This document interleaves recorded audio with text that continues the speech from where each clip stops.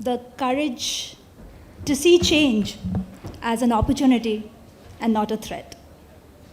Ladies and gentlemen, I'm Paroma Chatterjee and honored to be in front of you today to deliver the closing remarks for a day full of insightful discussions that we have all enjoyed courtesy Business World.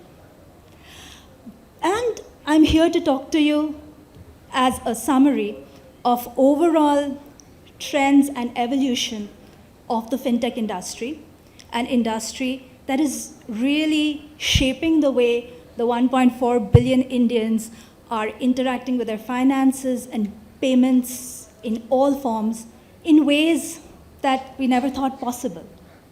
But before we dive into that, a bit about what I do. I'm the CEO for Revolut India. For those of you who know Revolut, and for those of you who don't, Revolut is one of the fortunately highest valued global fintechs, which started out in the UK back in 2015 by disrupting the cross-border payments and currency exchange and transfer space.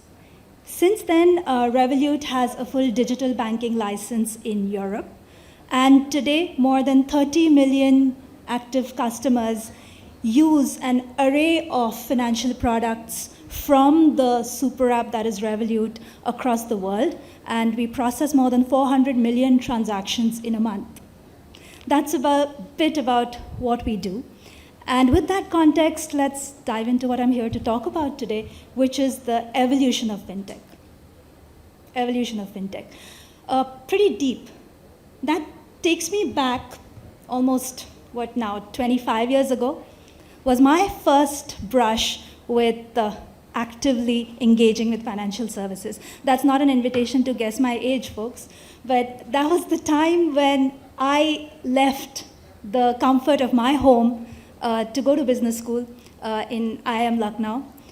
And what did it mean for me then? Wide-eyed young girl, leaving the parents' home for the first time, going to a different city. My father accompanied me there. He actually had to physically go with me, open a bank account for me in a bank branch in that city. And believe it or not, I don't know, those of you who belong to that Generation X, you might have seen this. My father actually carried a bag full of cash with him on the train in which we went from Calcutta to Lucknow. To then, after my account was opened, to deposit that cash into the account in my name that would come in handy, hopefully for me, when I had to cover for my expenses over there. And how did I access the funds in that account? There was an ATM on campus where there was a queue of students. We would stand in queue to withdraw cash and use that cash to make payments at the stores which were on campus and inside of Lucknow. And that's how my journey with financial services started more than 2 decades ago. While that is what my life was like, what was my parents' life back in Calcutta? Yes, they had to pay the monthly landline phone bills, they had to pay the electricity bills. It was a Saturday morning date for my dad to go to all of those billing offices, stand in queue, make the payment, then go to his branch, have a cup of chai and chit-chat with his branch manager and come back home. That was life 2 decades ago. Evolution of fintech. When my son now goes to college, what will life be for him? Will I need to go accompany him to a campus? Possibly I will. A mother's heart is not so easily going to let their boy go off without accompanying them in a new college, in a new city. He may go somewhere in India, somewhere abroad. But will I have to go there and go figure out a bank branch and open a bank account for him? Unlikely. He'll likely have a new age smartphone on which, courtesy a few taps, he or I will be able to open a bank account for him, sitting at home even if we go anywhere. Will I have to carry wads of cash to deposit it? Whether he goes to college in Delhi, Bombay, or goes to college in London, New York? Doubtful. Either of the places, I should be able to, with a few tap of button on my phone, be able to put in money into that account. Will he need a card and stand in a queue at an ATM and figure out what an ATM is to draw out cash? Unlikely. He will have all kinds of apps, from food delivery to ride hailing to whatever else the next generation may want to do, and all of that integrated with a payment app from which payments will happen all smoothly and seamlessly. That, ladies and gentlemen, is at the heart of the evolution of fintech. Today, all through the day, you all witnessed some very insightful discussions. Praveena touched an important aspect, which I personally believe in as well, of this entire digitization in the morning today, right? She spoke about democratization, that this entire evolving fintech landscape is ensuring that every one of the 1.5 billion Indians, regardless of what strata of society they come from or which location they reside in, are able to have similar levels of access to various financial services products. Then you also witnessed a very insightful discussion, a debate which Vaibhav anchored on how overall startups in the fintech space are contributing to the Indian ecosystem at large. And we can't deny that for the 9,000 fintechs that are there in India today and the 4,200 of them that are active, they're obviously contributing a lot to this ecosystem. And not just that, the world is still bullish on investing on the fintech sector in India. Do you know, we were the second highest invested sector in the world, the India fintech sector, with the $5.65 billion worth of investment that came in last year, even when supposedly there was a funding winter all over the world. That's how bullish the world is on the fintech sector in India. And it's not just the amount of money that came in, mind you. The thing that interests me is back in 2021, there were 535 institutional investors who had invested in the fintech sector in India. Do you know how many were in 2022? It has doubled to 1,011 unique institutional investors who have invested in the India fintech sector last year. That's how bullish the world is about India and its fintech. What's driving this bullishness? If I look at the cornerstones, which I like counting on my fingers, the first one is access, right? Again, going back to the democratization. Today, any Indian from any corner of the world, corner of India, is able to access similar financial services thanks to the kind of technology penetration and data penetration and connectivity that has happened in India over the last few years. Second is convenience.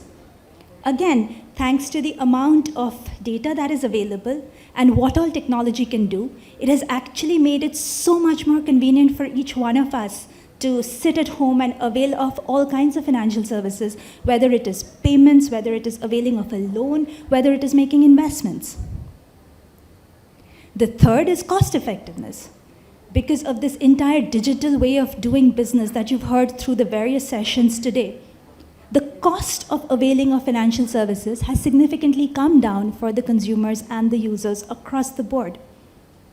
The fourth is time effectiveness. Things that used to take days earlier to do today takes minutes, whether in India or sending cross-border payments out to other countries. And last but not the least is pure play innovative decision making. Given the amount of data available, big data analytics, the AI and ML that you guys have heard through multiple sessions, that is enabling personalized services to be delivered to customers where her loan offering and interest rate is different from his loan offering and interest rate today. So not just from the customer side being able to offer personalized services, from a regulatory side also being able to make better decisions. We just came off a panel talking about collections and digital collections and underwriting. The quality of being able to underwrite using data and machine learning has improved so much that you can take better decisions on customers on what to do with them, what to offer them and what not to offer somebody. So that, ladies and gentlemen, is the significant way in which we are all seeing this beautiful world of fintech unfold in front of our eyes. And last but not the least, the most new age innovation that is happening in the area of crypto, in the area of blockchain technology. You again had a nice session from Sharath where he talked about it. And I'm pretty much getting fond of this word that we haven't got into a new decade, but we've actually gotten into a new decade now. I'm pretty much getting fond of using that word. And that is, ladies and gentlemen, true.